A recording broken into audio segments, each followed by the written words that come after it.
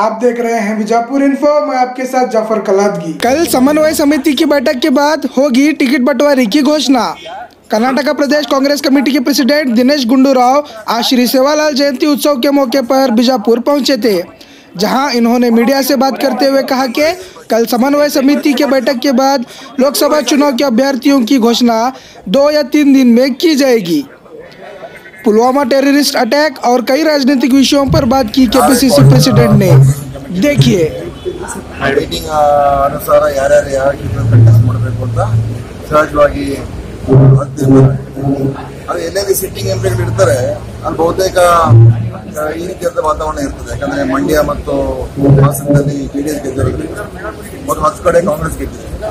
So 10 ಕ್ಷೇತ್ರಗಳಲ್ಲಿ ನಮ್ಮ ಎಂಪಿಗಳು ಇರೋದ್ರಿಂದ ಮತ್ತು 2 ಕಡೆ ಜೆಡಿಎಸ್ ಎಂಪಿಗಳು ಇರೋದ್ರಿಂದ ಸಹಜವಾಗಿ ಅಲ್ಲಿ ಯಾರು ನಿಂತ್ಕೊಳ್ಬೇಕು ಅಂತ ಆ ಪಕ್ಷಕ್ಕೆ ಬಿಡ್ತಕ್ಕಂಥದ್ದು ಒಳ್ಳೇದು. ಸೊ ಆ ರೀತಿಯಾದ ತೀರ್ಮಾನ ಬಹುತೇಕ ಆಗ್ಬೋದು. ಉಳಿದಿರ್ತಕ್ಕಂಥ 16 ಕ್ಷೇತ್ರಗಳೇನಿದೆ ಎಲ್ಲಿ ಕಾಂಗ್ರೆಸ್ ಗೆದ್ದಿಲ್ಲ, ಜೆಡಿಎಸ್ ಗೆದ್ದಿಲ್ಲ, ಅದ್ರ ಬಗ್ಗೆ ಹೆಚ್ಚಿನ ಗಮನವನ್ನು ನಾಳೆ ಸಮನ್ವಯ ಸಮಿತಿ ಚರ್ಚೆ ಆಗ್ತದೆ. ಮತ್ತು ಅಲ್ಲಿ ಯಾವ ರೀತಿಯಾಗಿ ಟಿಕೆಟ್ ಹಂಚಿಕೆ ಆಗಬೇಕು, ಅಂದ್ರೆ ಈ ಸೀಟ್ಗಳು ಯಾರಿಗೆ ಕೊಡಬೇಕು ಅಂತ ಅದನ್ನ ನಾಳೆ ದೀರ್ಘವಾದ ಚರ್ಚೆ ಆಗ್ತದೆ.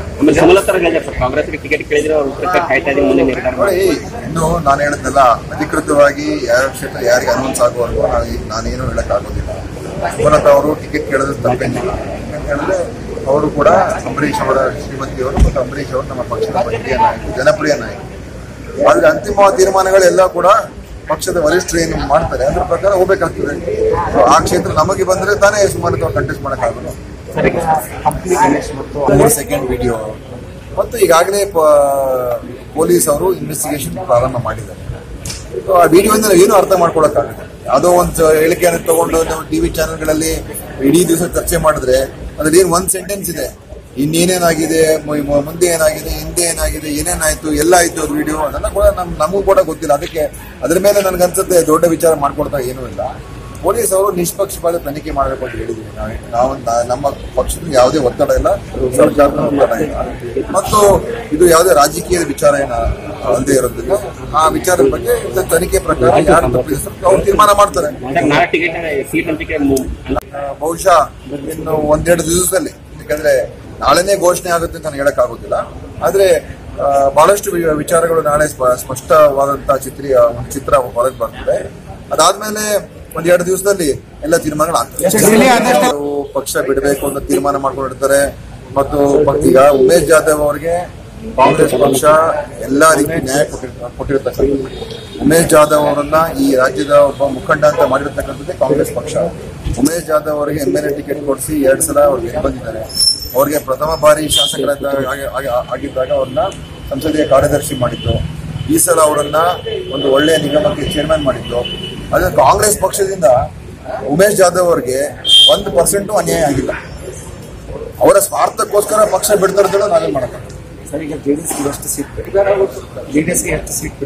ನಾನು ಹಿಂಗೆ ಹೇಳಕ್ಕಾಗಲ್ಲ. ನಾಳೆಲ್ಲ ಕೂತ್ಕೊಳ್ತೀವಿ, ಅದು 2-3 ದಿವಸ ಗೊತ್ತಾಗ್ತದೆ. ಹಾಗೆಲ್ಲ ಈಗ ಪ್ರಥಮ ದಿವಸ ಟಿವಿಗಳಲ್ಲಿ ನೋಡಿ ನಮ್ಮ ರಕ್ಷಣಾ ಇಲಾಖೆ ಮೇಲೆ ನಮಗೆ ಪೂರ್ತಿ ವಿಶ್ವಾಸ ಇದೆ. ಆದ್ರೆ ಇವತ್ತೇನಾಗಿದೆ, ಕೆಲವು ಕಡೆ ಎಲ್ಲ ವಿಶ್ವ ಮಟ್ಟದಲ್ಲಿ, ಅಂತಾರಾಷ್ಟ್ರೀಯ ಮಟ್ಟದಲ್ಲಿ ಮತ್ತು ನಮ್ಮ ದೇಶದಲ್ಲೂ ಕೂಡ ಅನೇಕ ಮಾಧ್ಯಮಗಳಲ್ಲಿ ಪ್ರಶ್ನೆ ಕೇಳ್ತಿದ್ರೆ ಏನಾಯ್ತು, ಹೇಗಾಯ್ತು. ಯಾಕಂದ್ರೆ ಆದಂತ ಗಂಟೆ ದಿವಸ ಸುಮಾರು 300 ಜನ ಆತಂಕವಾದಿಗಳು ಸತ್ತೋಗಿದ್ದಾರೆ. ಮತ್ತು ಮಸೂದ್ ಅಜರ್ ಅವರ ಸಹೋದರರು ಯಾರು ಅವರು ಕೂಡ ಇದು ಸತ್ತೋಗಿದ್ದಾರೆ, ಹತ್ಯೆಯಾಗಿದ್ದಾರೆ ಅಂತ ಎಲ್ಲ ವಿಚಾರಗಳು ನೀವೇ ತೋರಿಸಿರೋದು, ಮಾಧ್ಯಮಗಳಲ್ಲಿ ಬಂದಿರೋದು. ಸೊ ಇವತ್ತು ಕೆಲವರೆಲ್ಲ ಈಗ ಬೇರೆ ಬೇರೆ ಅಂತಾರಾಷ್ಟ್ರೀಯ ಪತ್ರಿಕೆಗಳಲ್ಲಿ ಮತ್ತು ರಾಷ್ಟ್ರೀಯ ಪತ್ರಿಕೆಗಳಲ್ಲೂ ಕೂಡ ಇದ್ರ ಬಗ್ಗೆ ಸರಿಯಾದ ಮಾಹಿತಿ ಸಿಕ್ಕಿಲ್ಲ ಅಂತ ಕೇಳ್ತಾ ಇದ್ದಾರೆ.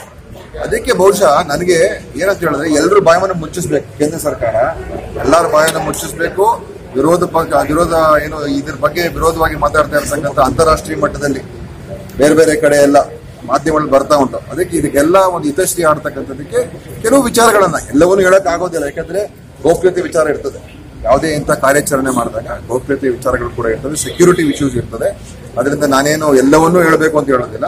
ಆದ್ರೆ ಸ್ಪಷ್ಟವಾಗಿ ಏನ್ ಮಾಹಿತಿ ಇದೆ ಅಂತ ಕೇಂದ್ರ ಸರ್ಕಾರ ಮತ್ತು ಅವ್ರ ಮುಂದೆ ಇಟ್ರೆ ಬಹುಶಃ ಇಂಥ ಗೊಂದಲಗಳಿಗೆಲ್ಲ ಯಾವುದೇ ಕಾರಣ ಆಗೋದಿಲ್ಲ. और भी खबरों के लिए लाइक कीजिए, शेयर कीजिए और सब्सक्राइब कीजिए बीजापुर इन्फो चैनल को। और हाँ, बेल आइकॉन दबाना ना भूलिएगा। धन्यवाद।